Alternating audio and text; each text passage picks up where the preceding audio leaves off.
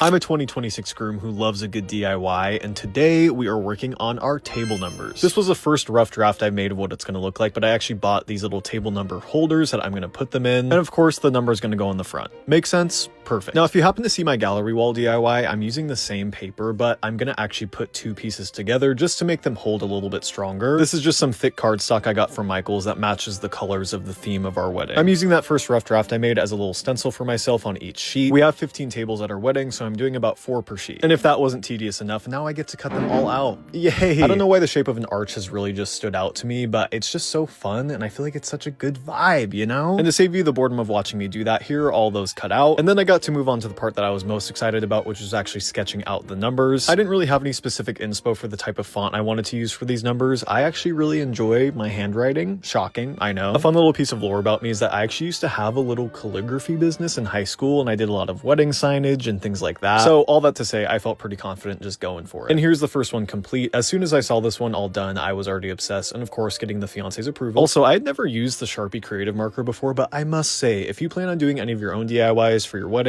or an event, it is definitely the best. I had these markers in black and white, and I ended up using the black marker on this lighter color paper, which I didn't want to do, but I think it turned out fine. And here is the final product. I really do love how these turned out. The too much gene in me is definitely screaming right now and wants to add more to these, but I think with the color of the paper and the arch itself, they're perfect the way they are. But yeah, I'm definitely super stoked to see how these all look set up.